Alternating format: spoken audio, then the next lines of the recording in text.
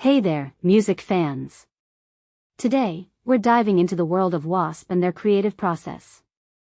It's fascinating to see how a band evolves over time, especially when they've been in the game for decades. So, what's the deal with their new music? Well, Blackie Lawless, the frontman, has been pretty open about their journey. First off, let's talk about the music industry. Blackie hits the nail on the head when he says that bands don't make money from records anymore. It's all about touring, which is a crazy shift in the industry. This change has a huge impact on how bands operate. They're constantly on the road, and finding time to create new music becomes a challenge. It's like trying to write a book while running a marathon. Personally, I think this new reality adds an interesting layer to the creative process. It's no longer just about the music, it's about balancing art and commerce. Now, W.A.S.P has been working on new material for around 3 years. That's a long time, but when you consider their touring schedule, it's no surprise. They're globetrotting, hitting North America, South America, and Europe. It's a wonder they have time to breathe, let alone write music. But here's the thing, Blackie is a perfectionist.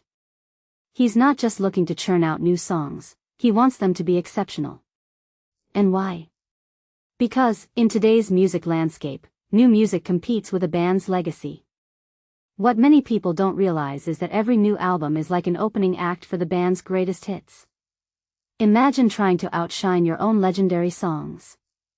It's a tall order, and Blackie acknowledges this. He knows that fans have a romanticized view of their older music, and new material has to be even better to stand a chance. This raises a deeper question about the evolution of a band's sound. Should they stick to their roots, or is it okay to experiment and grow? Blackie's approach is intriguing. He initially wanted to create a heavy, old-school rock and roll record, but the creative process had other ideas. The songs became more profound, and he realized that forcing a specific sound wasn't working. This is a common struggle for artists, balancing their vision with the organic flow of creativity. It's a delicate dance, and sometimes you have to let the music lead. Another interesting aspect is the time constraint. Blackie believes in a focused, intense recording process, preferably within 6 months.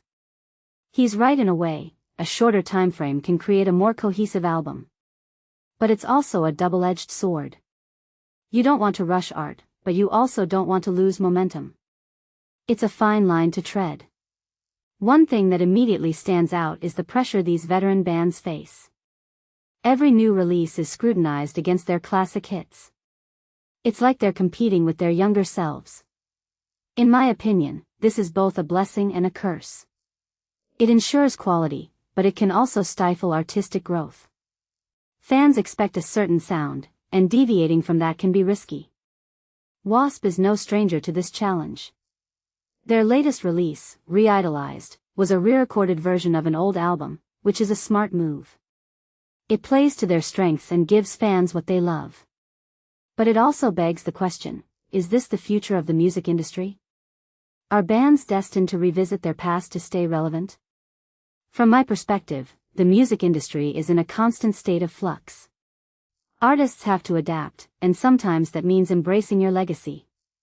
But it's also essential to keep pushing boundaries.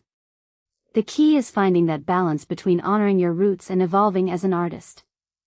So, will W.A.S.P strike that balance with their new music? Only time will tell. But one thing's for sure, they're not afraid to take on the challenge. Stay tuned, folks, because the world of music never stops spinning.